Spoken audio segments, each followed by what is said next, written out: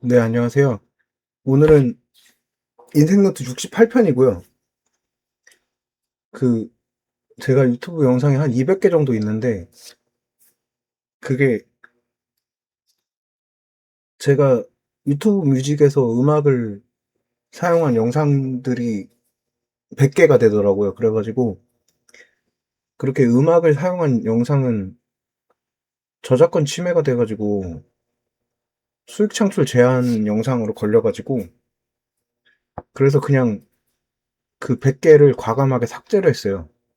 막 노래 부르는 거랑, 음악 틀어놓고 얘기하는 거랑, 뭐 재밌는 것도 있었는데 그냥 100개를 과감하게 삭제하고 그래서 200개 중에 100개만 남았고 재생 시간도 지금 반토막이 났어요.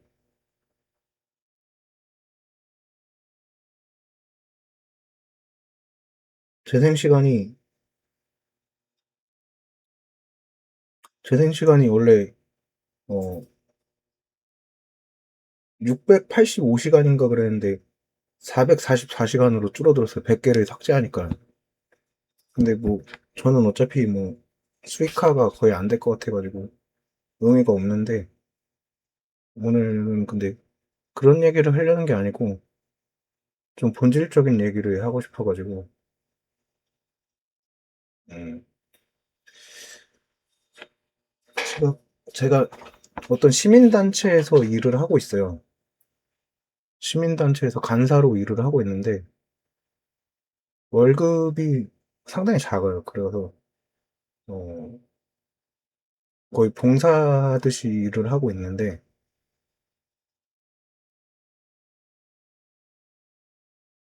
근데 일은 또 되게 많아요. 월급은 작은데 일은 많고, 뭐 하여튼 그런 일을 하고 있는데,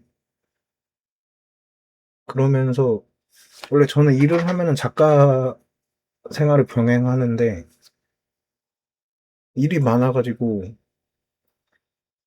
작가 일을 병행하기가 어렵더라고요. 원래 퇴근하면 글을 쓰고 하는데, 퇴근해도 유튜브를 만들어야 되고 시민단체 유튜브로 만들어야 되고 뭐 일과 중에는 시민단체 웹사이트 만들고 뭐 시민단체에서 하는 일들이 되게 많아요. 그래가지고 시민단체를 계속 일을 하는 게 맞나 그런 고민도 들긴 하는데 그래도 도와주기로 마음을 먹었으니까 도와주는 게 맞는 것 같고 지금 글을 안 쓴 지가 꽤 됐어요. 한 6월 1일, 5월 말부터 글을 안 쓴 것 같아요. 6월 1일부터 시민단체에서 일했는데 거의 한 달 넘게 글을 안 쓴 것 같은데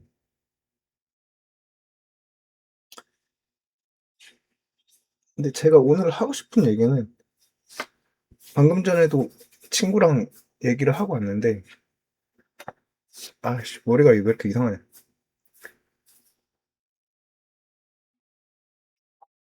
또 작가 유연호에 대해서 얘기를 하고 싶어요. 어,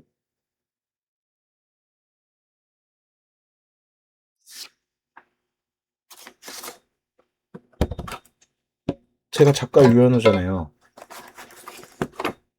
명함이 어디 갔지? 명함이 없네. 아 여기 있다. 제가 작가 유연호잖아요.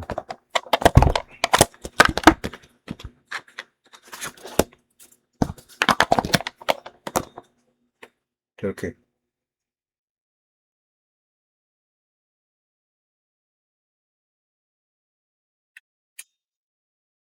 작가 유 작가 유연호거든요. 작가 유연호. 근데 뭐 먹방을 찍고 스포츠 방송을 찍고 그리고 막 내 인생 얘기를 하고 막 그러니까 제가 뭐 하는 사람인지 잘 모르시는 것 같아요. 그래가지고 오늘은 제가 쓴 책들을 좀 얘기하는 시간을 가지면 좋을 것 같아요. 그러니까 영화 감독은 필모그래피라고 하거든요. 영화 감독은 자신이 찍은 영화 리스트를 필모그래피라고 해요. 필름이니까. 근데 작가는 자기가 쓴 저서 목록을 비블리오그래피라고 해요. 비블리오가 그 나무 종이를 상징하는 그런 어원이잖아요. 그래서 비블리오그래피라고 하는데 비블리오그래피가 전시안, 교회, 서른의 정의, ing문사, 사문의 이야기 이렇게 5권이거든요. 근데 사문의 이야기하고 ing문사는 그렇게 완성도가 높은 책이 아니에요. 그냥 비블리오그래피를 늘리기 위해서 제가 급하게 책을 냈던 것 같고, 서른의 정의는 쓰는 기간은 5년 정도 길긴 했는데, 서른의 정의도 그렇게 좋은 책이 아닌 것 같아요. 그래서 제가 생각할 때 웰메이드는 전시 안 하고 교회라고 생각하거든요.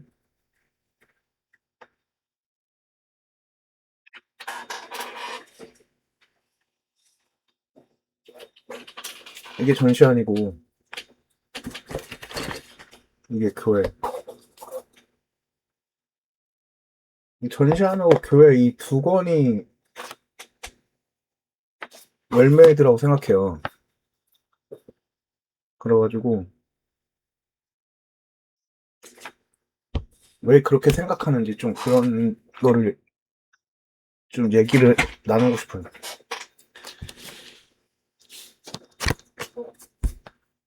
그러니까 2019년 10월 22일에 작가 유연우로서 작가 선언을 하고 작가가 되겠다 마음을 먹었고 그렇게 시작을 했고 전시안이라는 책을 썼어요.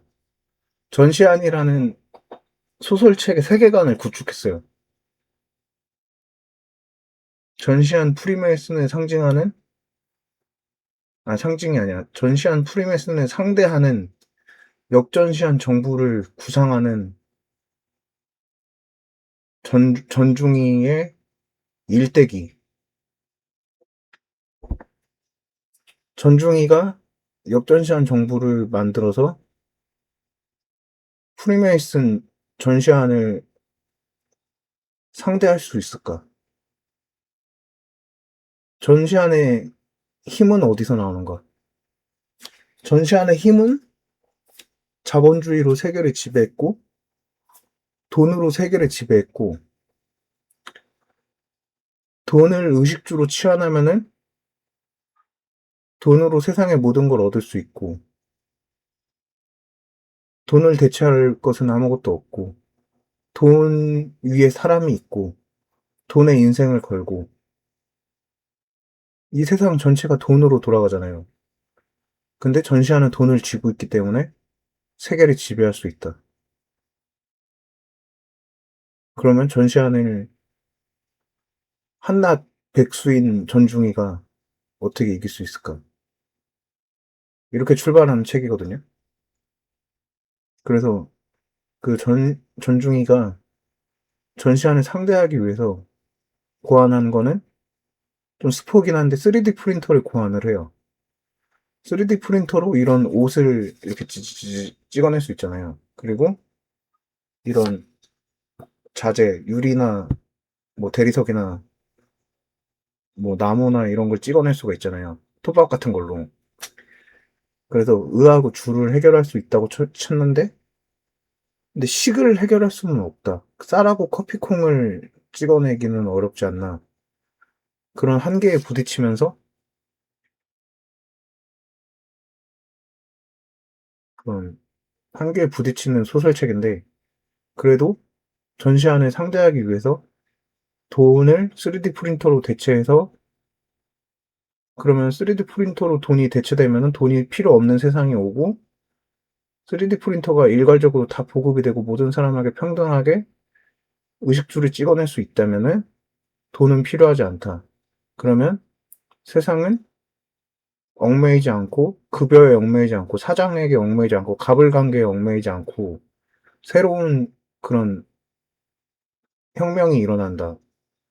뭐 이런 내용이에요. 그래서 그런 역전시한 정부를 수립해서 전시한 정부 기존의 화폐 통화 국가들과 상대하는 그런 뭐 그런 스케일이 규모가 큰 소설책이에요. 근데 뭐 그렇게 끝나지는 않는데 아무튼 이런 식으로 플롯을 짰고 이런 생각을 하게 된 계기는 제가 조지 오웰의 동물농장이라는 책을 좋아하는데 동물농장이라는 책을 왜 좋아하냐면은 동물농장은 공산주의를 붕괴시킨 책이잖아요. 그래서 책이 어떻게 이즘을 붕괴시킬 수 있는가에 대해서 큰 센세이션을 느꼈어요. 펜은 칼보다 강하다라는 말을 에드워드 리튼이 남겼는데 펜은 칼보다 강하다라는 말을 실행으로 옮긴 거는 조지 오웰이 아닌가. 펜이 칼보다 강해서 펜이 공산주의보다 강해서 펜으로 공산주의를 무너뜨렸다.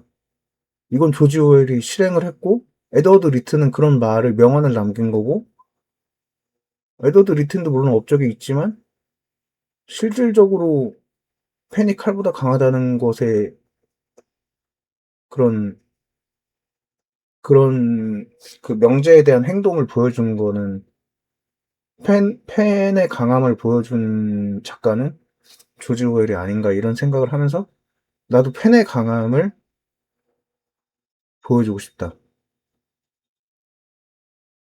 자본주의를 상대하고 싶다 이런 생각을 한 거예요. 근데 자본주의가 아니라 정확히 말하면 황금 만능주의, 외모 지상주의 이 두 가지를 상대하고 싶었던 거예요. 그러니까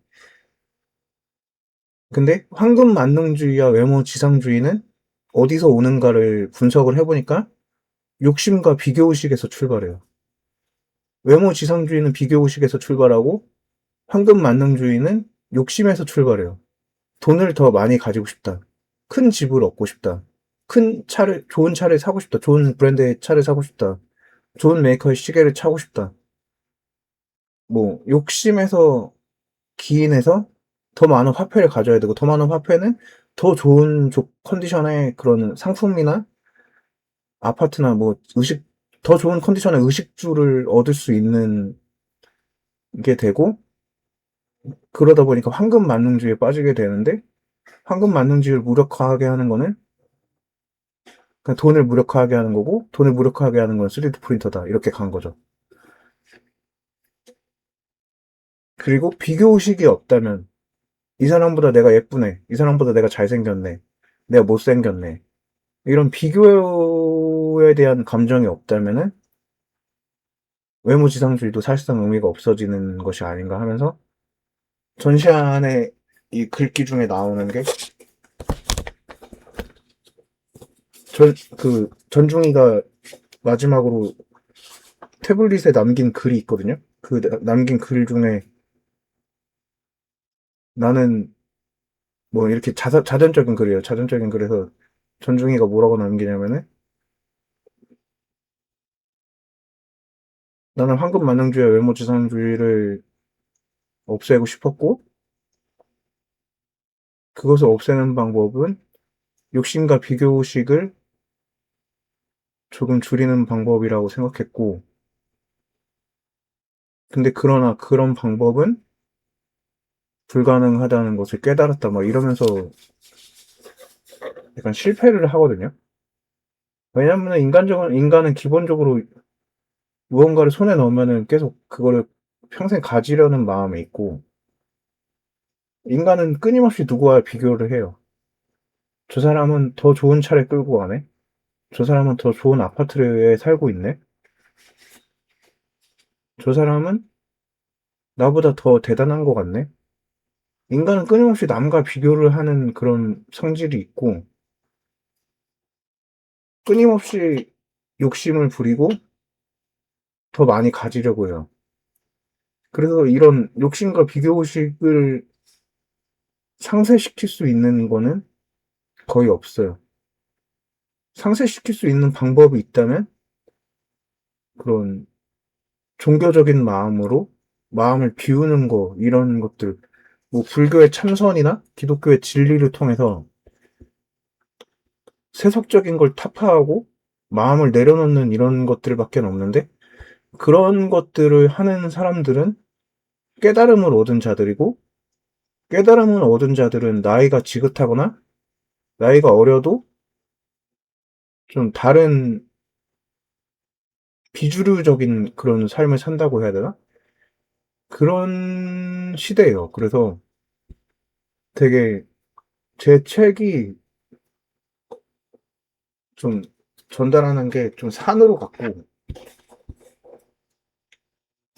저는 조지 오웰처럼 이즘을 붕괴시키고 싶다고 생각했는데 황금만능주의와 외모지상주의라는 그런 이즘이라고 말하긴 좀 그렇긴 한데 붕괴시키기가 너무 어렵다는 걸 깨달으면서 전시안을 2015년 19년부터 21년까지 한 4년 정도 18년부터 한 19년부터 22년까지 뭐 한 4년 정도 집필을 하면서 많은 것을 깨닫고 21년에 집필이 끝나요. 그리고 그 다음에 이제 교회라는 책을 써요. 그래서 교회라는 책을 쓰는데 이거는 제가 그때 당시에 막 교회에서 찬양팀을 하고 기타를 치고 신앙서적이나 종교개혁 서적 같은 걸 많이 읽었어요.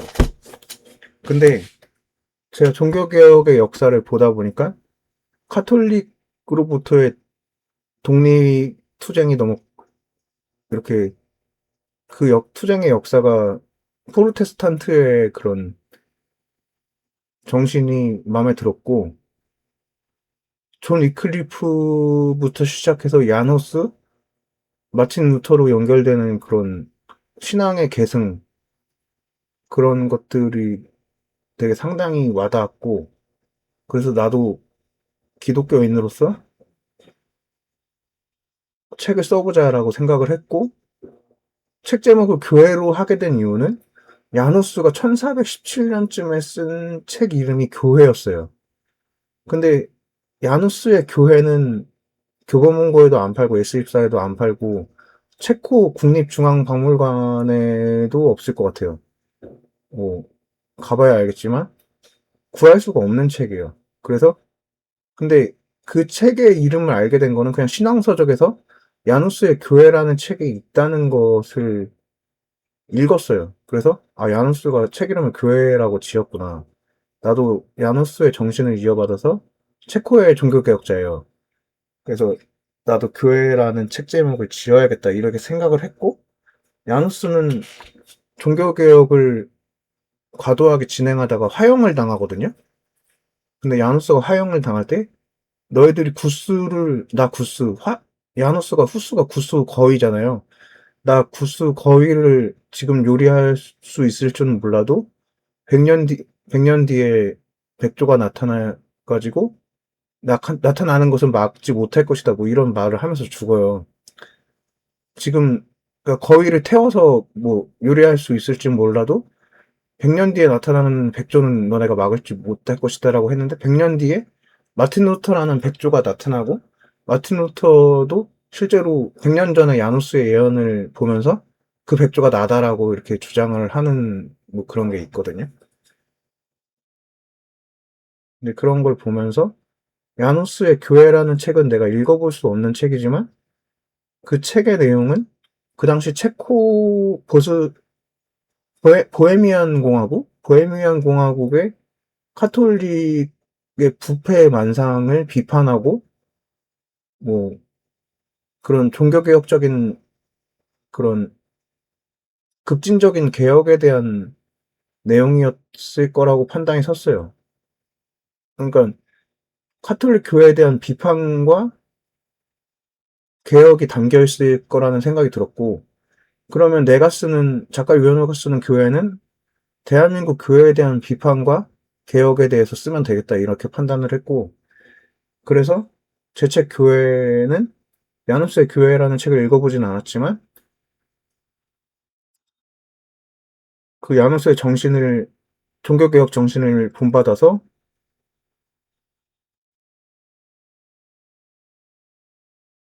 대한민국의 교회 개혁과 교회가 나아가야 할 길, 대한민국에 있는 목사들은 돈과 성으로 타락을 하는데 돈과 성으로 타락을 하는 인간의 한계인가 아니면 교회의 제도적 문제인가를 짚어가면서 어떤 것이 옳은가, 교회가 개혁돼야 하는가, 인간이 개혁돼야 하는가, 막 이렇게 수많은 질문을 하다가 극, 극 중에서, 아니, 극 중이 아니라 소설 중에서 코로나가 오고, 코로나가 오면서 또 예배의 형태가 바뀌는데, 예배 형태는 어떤 것이 옳은가, 이런 것도 고민을 하고 뭐 나아가다가, 뭐 그렇게 끝나는, 뭐 그렇게 그런 주인공이 정석인데, 정석이라는 청년이 그렇게 교회에 대해서 고민하고, 교회 제도와 한국교회의 거듭남, 부흥, 한국교회는 80년대 그런 부흥을 했던 것 같은데, 기도원 신드롬도 불고, 여의도 순복음교회에서 큰 부흥이 일어나고, 기독교 인구가 1,000만 명을 하던 그런 시절도 있었는데, 왜 계속 기독교 인구 지금 400만, 300만으로 떨어지고, 기독교가 욕을 먹고, 기독교의 위상이 왜 이렇게 떨어지는가, 그런 것들에 대해서 얘기하는 책이에요. 그래서 대표적으로 책에 나오는 내용이 헌금이 정당한가. 그러니까 헌금을 내는 것이 정당한가 이 얘기가 아니고 헌금을 내는 건 당연히 내야죠, 헌금은. 근데 헌금이 정당하게 쓰이는가에 대해서 질문을 해요. 그러니까 주정헌금이랑 11조랑 감사헌금 같은 경우는 어디에 쓰라고 목적이 정해지지 않은 헌금이에요. 사회복지 예산으로 치면 비지정 후원금이에요. 건축헌금은 뭐 땅이나 건축을 하라고 건축헌금을 했으니까 그거는 지정후원금이에요. 근데 주정헌금 11조, 감사헌금은 개인이 감사한 건 알겠는데 그거를 감사 기도를 해주고 교회가 어디다 쓸지는 교회 마음대로 하는 거잖아요. 그러니까 비지정 후원금인 11조, 주정헌금, 감사헌금은 문제가 있다. 올바르게 쓰이지 않는다면. 그래서 이를 어떻게 규정할 것인가를 그 정석이라는 청년이 고민을 해요. 그래서 막 고민하다가 목사님도 찾아가고 다른 교회는 그럼 헌금을 어떻게 쓰고 있는가? 그러니까 다른 교회라는 거는 다른 나라의 교회. 뭐 독일의 교회는 헌금을 어떻게 쓰고 있는가? 뭐 그런 것도 생각을 해보고 독일에는 종교청이라는 게 있어서 국세청처럼 종교청이 있어서 종교가 종교 일치 국가여가지고 정치 종교가 일치하는 국가여가지고 그래서 목사가 공무원이더라고요. 뭐 그래서 그런 거를 또 보면서 그런 거를 도입을 해야 되는지. 근데 그거는 도입할 수가 없더라고요. 왜냐면은 대한민국이랑 미국은 종교 분리 국가니까 정치와 종교가 분리된 국가니까 그건 도입이 불가능한 얘기고 뭐 그리고 도입이 된다고 해도 엄청난 파장이 일어날 거라 생각이 들고 뭐 그런 생각을 하고서 그러니까 정석이가 수많은 생각을 하는데 다 탁상공론이고 다 약간 좀 실정에 맞지 않는 생각이 많고 뭐 그런 무의미하다기보다는 좀 생각은 많은데 발전적이지 않은 그런 정리되지 않은 산재된 생각들로 계속 교회에 대해서 사색을 되게 많이 해요. 근데 결국에는 교회보다는 나라는 교회가 나라는 기독교인 한 명이 더 올바로 서는 것이 중요하다는 판단을 이루면서 책이 마무리가 돼요. 근데 이게 교회라는 책이고 좀 교회라는 책은 솔직히 재미없는 책일 수도 있죠.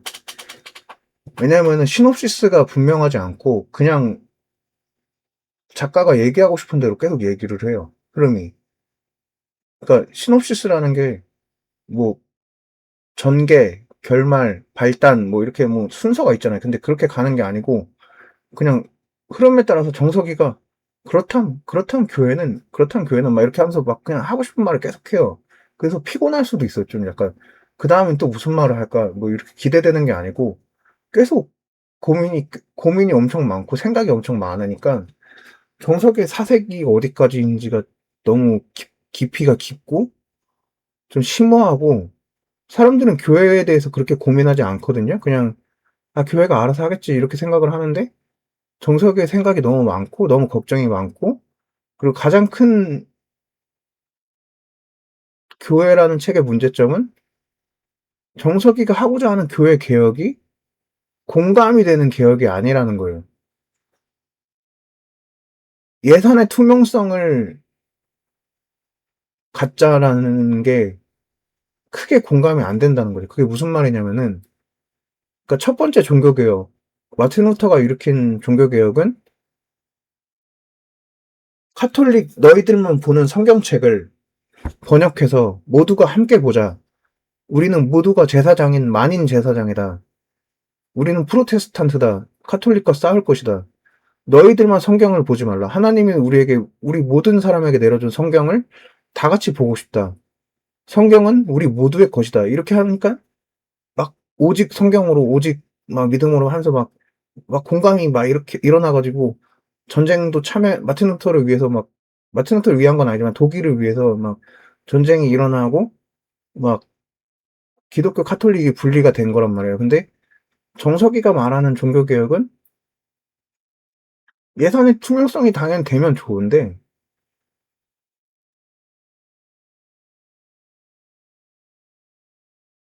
평신도들은 투명성을 원하겠지만 투명성을 원하지 않는 세력이 있어요. 뭐 장로라던가 목사라던가 부패한 장로 목사를 말하는 거죠. 투명성을 원하지 않는 세력들이 있고 그리고 성도들도 크게 투명성에 대한 관심이 없어요. 왜냐하면은 어떻게 쓰이든 솔직히 말하면 별로 상관이 없어요. 그냥 솔직히 그리고 잘 쓰는 교회가 더 많아요. 알뜰살뜰하게 해가지고 헌금을 잘 쓰는 교회가 많지 헌금을 허투루마투루 쓰는 교회는 그렇게 많지가 않아요. 그래서 정석이가 말하는 거는 약간 부분에서 일어나는 거를 그런 그 뭐라 그러죠? 그런 일부분에서 일어나는 거를 일반화의 오류라 그러잖아요. 일반화의 오류가 약간 있고 좀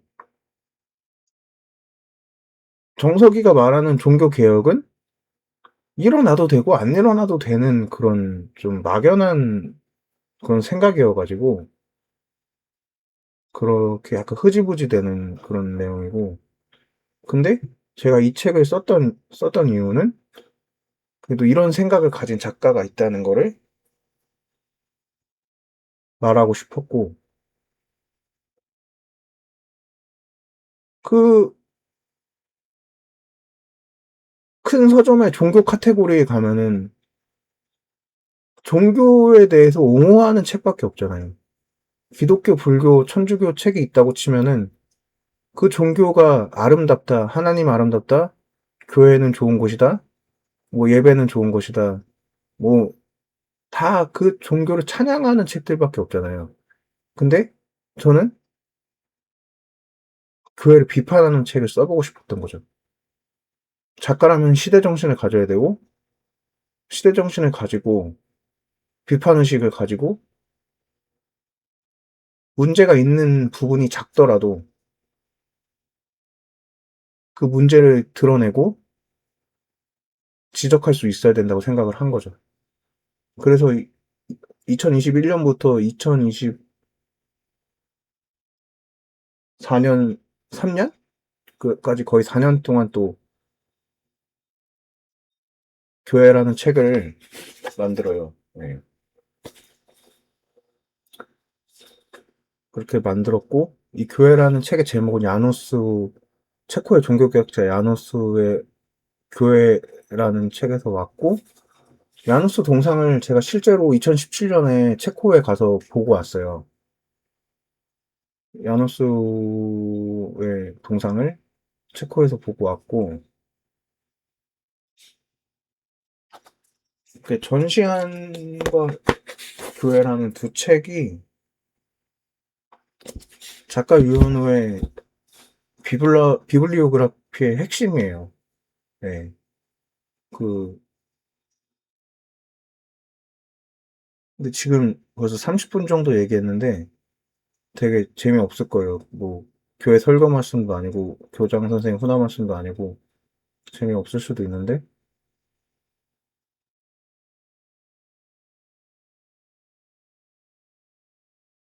이런 8년, 4년, 이렇게 4년, 4년씩 두 권, 이렇게 8년 동안,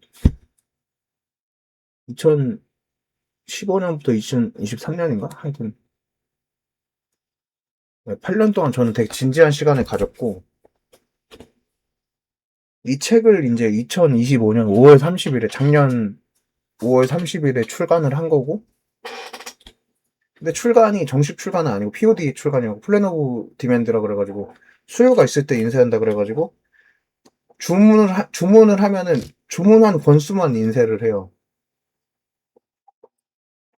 POD 방식의 책이어가지고 서점에 깔리는 책이 아니어서 많이 팔리진 않았는데,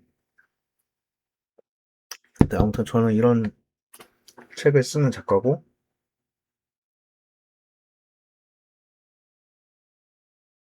그 다음에 서론의 정의라는 에세이를 하나 만들었고, 그 다음에 제 출판사 이름이 도서출판 독립인데, 좀 독립운동 근현대사에 대해서 관심이 많았고, 그런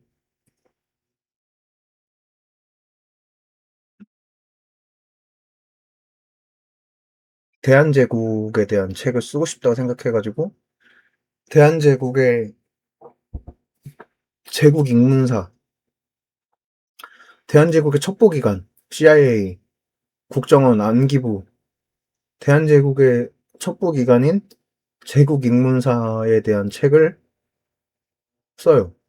근데 강동수 선생님이 제국 ing문사라는 책을 이미 쓰셨기 때문에 저는 책 이름을 똑같이 따라하기가 그래서 ing문사로 줄여서 제국 ing문사를 ing문사라고 하기도 했거든요. 제국을 빼고 ing문사라고 지어가지고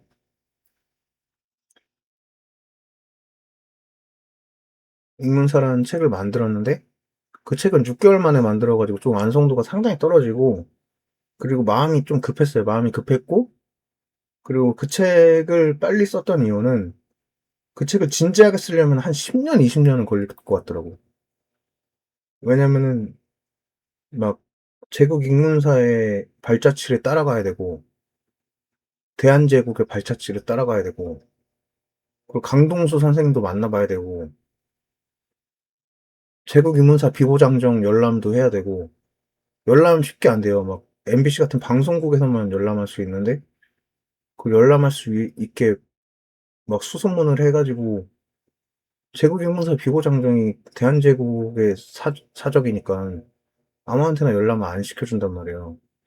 그런 거를, 근데 열람을 어떻게든 해야 되고, 그리고 대한제국의 제국인문사에 대한 논문 같은 것도 다 찾아봐야 되고, 근데 그런 거를 할 체력도 없고, 재력도 없고, 정신력도 없고, 그런 모든 것들이 없었고, 시간도 없고, 여유도 없고, 그냥 제가 아는 한에서 상상에 기반해서 ing문사의 요원들을 창조를 했고, 그래서 박이라는 요원을 만들어요. ing문사의 제국 ing문사 요원 박, 요원 김, 요원 장, 요원 주를 만들고, 독리 이대감. 실제 제국 ing문사 독리가 이모 씨인데 이름이 기억 안 나는데 이시성이었어요. 그래서 독리 이대감, 제국 ing문사의 수장인 독리 이대감, 융희 황제.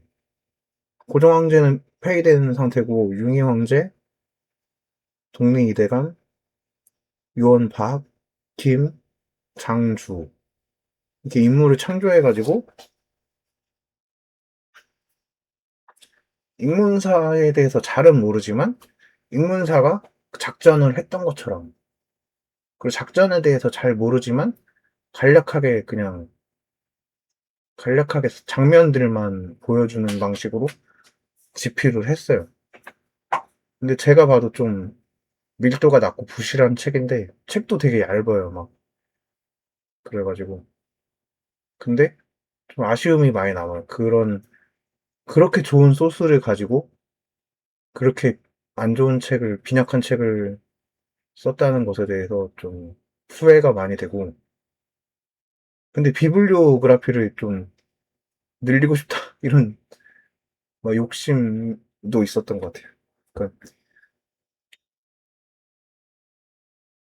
서른의 정의 교회 전시안이 작년 2025년 4월, 5월 이렇게 두 달 만에 책을 세 권이 나오니까 책을 찍어내는 게 상당히 쉽다는 생각을 했고, 그럼 또 내볼까 해가지고 바로 그냥 2025년 11월 30일에 입문사를 냈는데,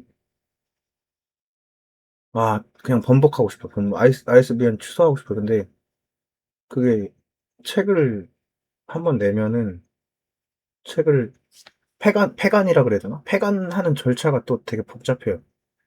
그래가지고 할 수는 있는데, 그래가지고 좀 많이 후회가 되고, 그렇게 좀 조급하게 내지 말았어야 되는데 좀 아쉽고,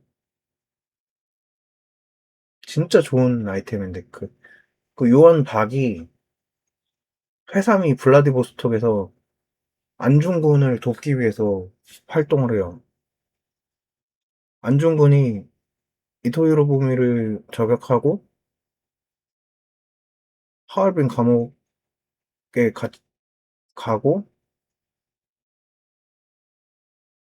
일본에서 이제 사형 재판을 진행을 하려고 하는데, 융희 황제가 융희 황제예요. 고종 황제가 아니라 순종. 이토 히로부미를 쐈을 때가 이미 1909년이에요. 근데 고종 황제는 1907년에 폐위가 돼요.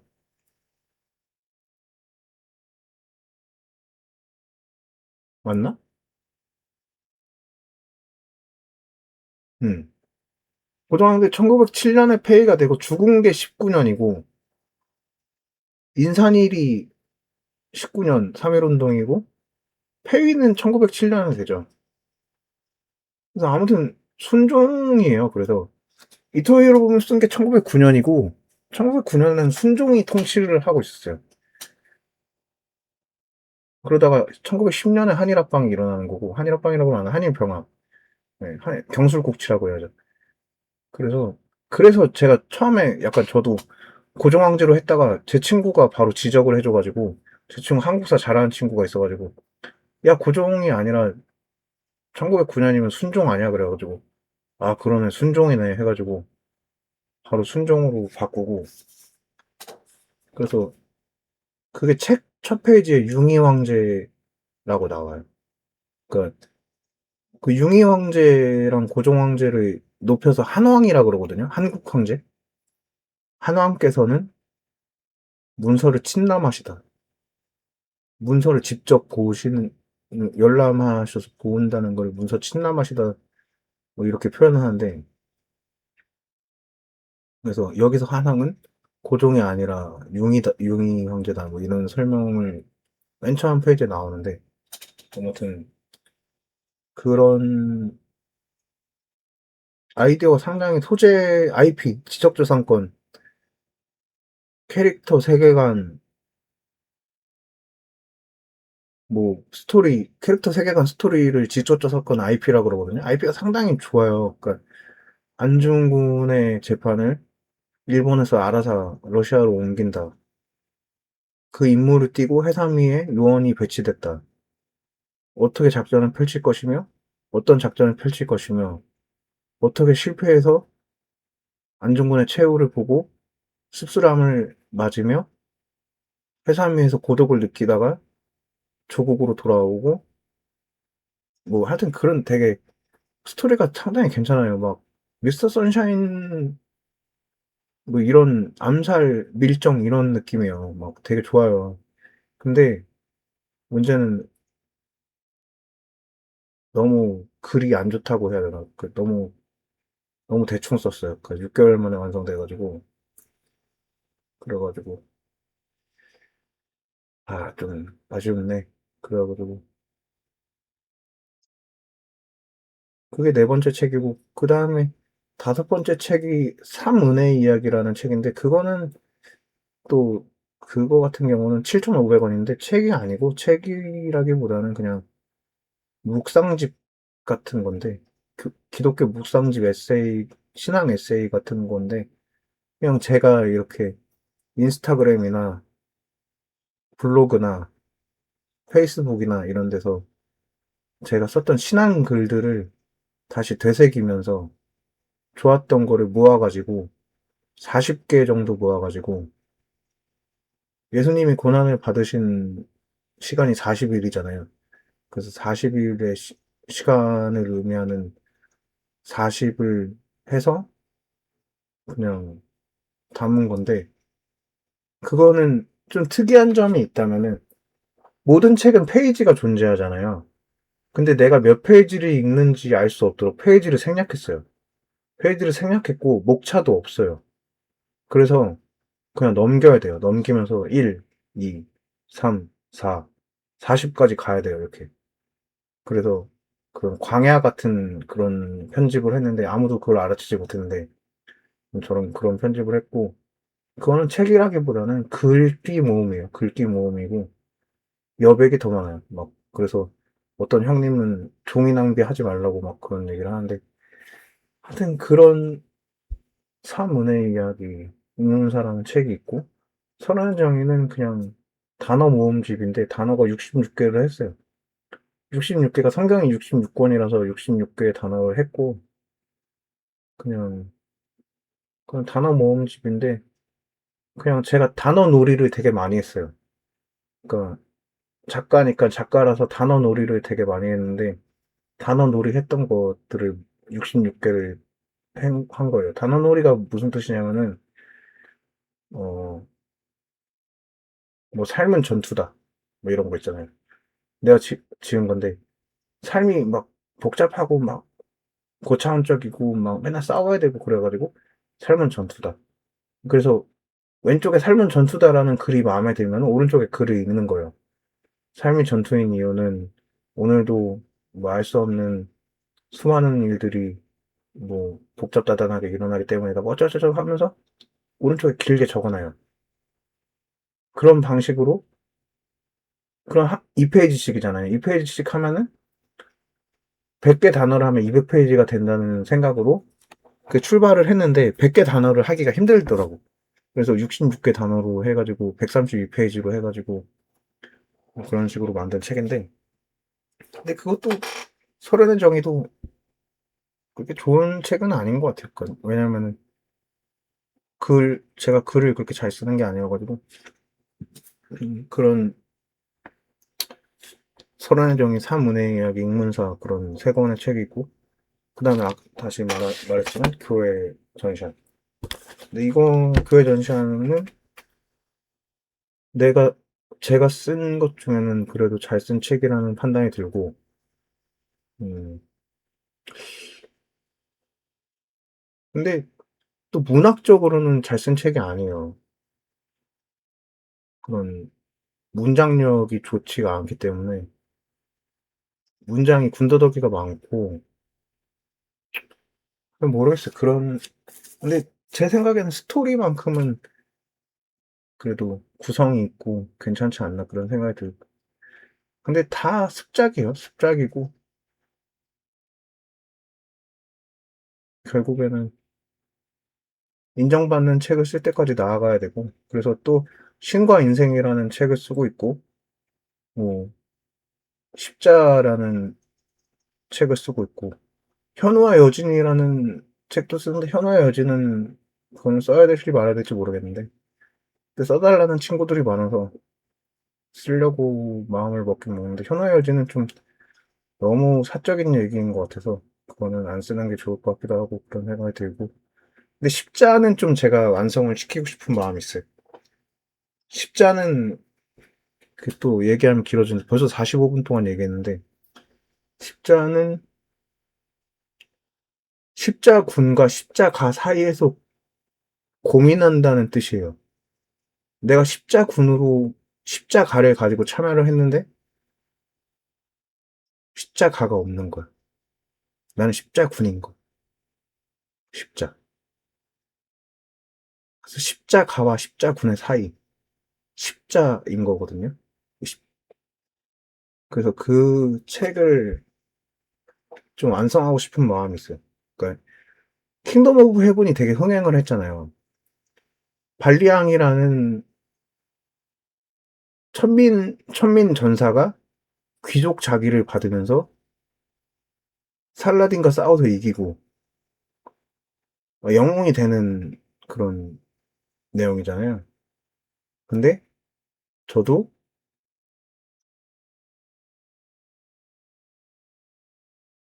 주인공 이름 뭐지? 주인공 이름 까먹었는데 하여튼 저도 발리앙이랑 비슷하게 이름을 지었어요. 프랑스 이름으로. 그래가지고 그 주인공이 십자군 전쟁에 참여했는데 그런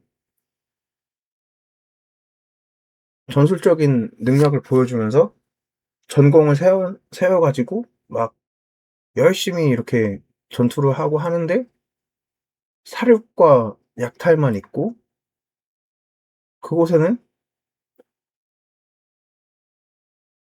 팍스데이가 없는 거예요. 팍스데이가 그 막 출정 나갈 때 교황이 너희는 하나님의 평화를 위해 싸우는 것이다 막 이렇게 하고 나왔는데 팍스데이가 없는 거예요. 하나님으로부터의 평화가 아무리 싸워도 그냥 계속되는 싸움뿐이고 계속되는 약탈뿐이고 그 땅을 그게 성지라고 하는데 그 성지를 탈환하는 것이 과연 무슨 목적이 있는가?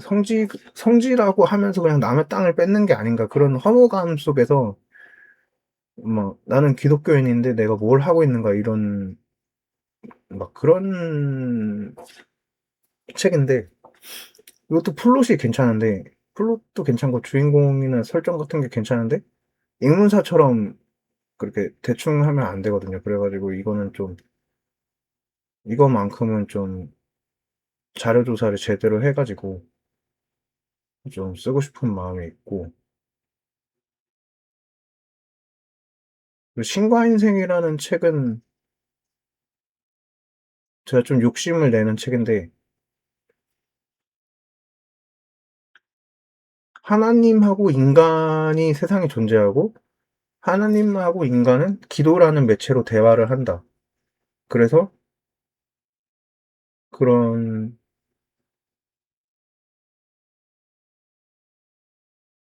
신과 인간의 관계에 대해서 총망라하는 그런 정리를 해보자. 그래서 예배는 무엇이고, 회개는 무엇이고, 뭐 제사는 뭐고,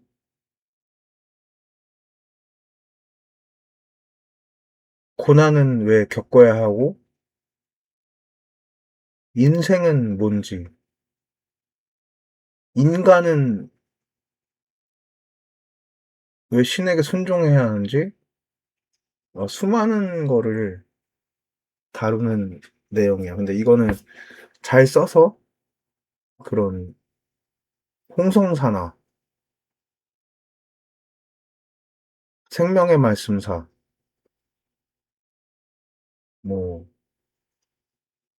갑자기 생각이 안 나는데 그런 기독교 대형 출판사에 투고를 해가지고 제 책을 받아주는 곳에서 출판을 하면은 그럼 제가 기독교 작가로서 인정을 받을 수가 있거든요.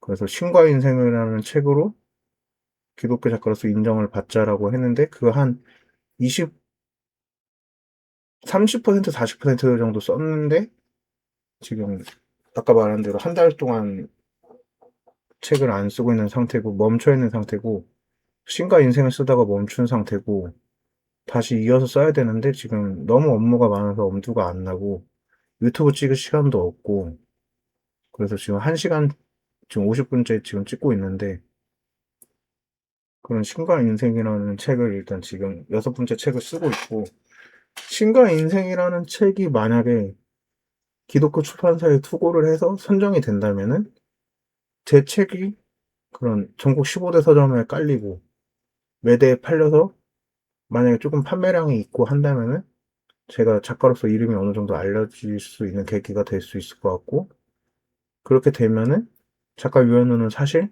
신과 인생 이전에 5권의 책을 저서를 가진 작가다.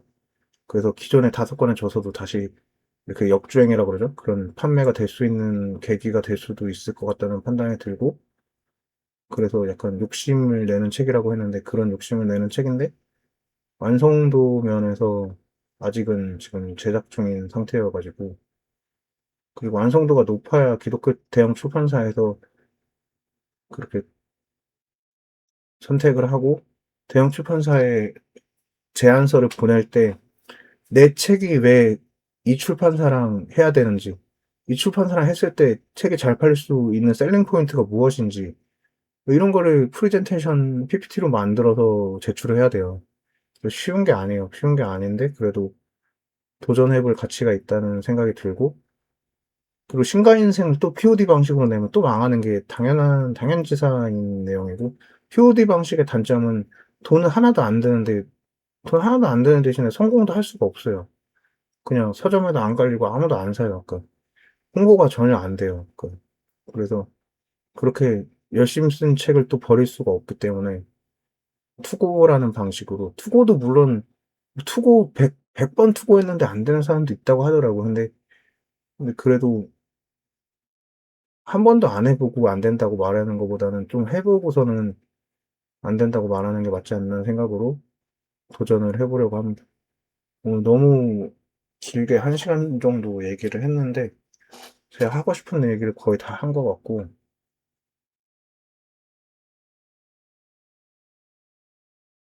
원래 더 유명해지면은 작가 유현우로 말하고 싶었어요.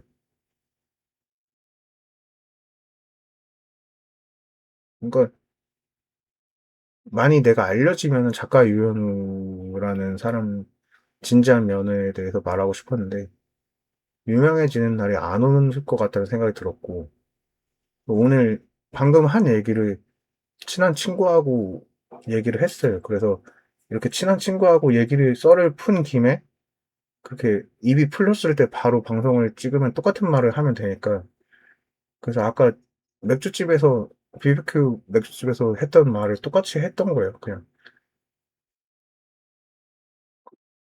그런 전시하는 조지 오웰에 대한 존경과 조지 오웰을 담고 싶다는 그런 생각에서 출발해서 전시하는 책이 나왔고, 교회는 야노스에 대한 존경과 야노스의 정신을 잇고 싶다는 생각에서 교회가 나왔고, 그다음 설현의 정의는 그냥 처칠 같은 문장가가 되고 싶다는 생각에서 나왔고, 웅문사는 대한제국에 대한 그런 경외, 경외라고 하면 그렇고, 대한제국도 열심히 싸웠다. 대한제국이 무기력했지만 최선을 다했다. 그런 걸 말하고 싶었던 거고, 사문의 이야기는 그냥 내가 이렇게 10년 동안 신앙생활 한 거를 되새기고 싶다. 그런 의미였고, 신과 인생은 내 신앙생활의 모든 거를 걸어서 기독교 사상가로서 출발을 하고 싶다라는 마음이고, 십자는 내가 소설가로서 좀 면모를 보여주고 싶다. 그런 마음에서 좀 무거운 소설을 쓰고 싶다는 생각으로 십자를 선택했고, 뭐 하여튼 그렇게 비블리오그라피를 계속 만들어가는 단계에 있고,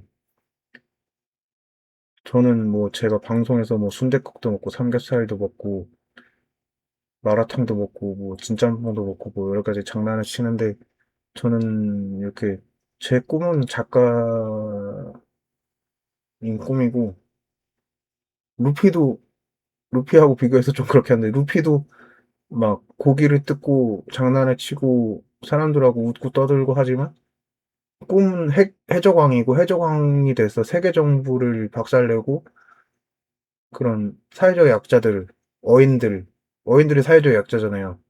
사회적 약자들을 구출하는 그런 해적왕의 꿈을 갖고 있잖아요. 그러니까 꿈은 원대한데 자기 꿈을 그렇게 어필하지 않고 그냥 다른 방식의 열심을 보여주잖아요. 그래서 저도 그냥 작가라는 원대한 꿈을 갖고 있지만 그걸 말하면 너무 지루하기 때문에 그런 걸 얘기하기보다는 그냥 소탈하게 그냥 옆에 그런 사람이 있었다라는 그런 방송을 계속 했던 것 같고, 근데 200개 영상을 찍었는데 100개를 지우고 나니까 너무 허무해가지고, 그래가지고 좀 허한 마음에 지난 11년, 10년을 돌아보는 2015년 전역을 2015년에 했는데 2015년부터 11년 정도 10년을 돌아보는 그런 작가로서 살았던 인생을 1시간 동안 얘기를 했네요.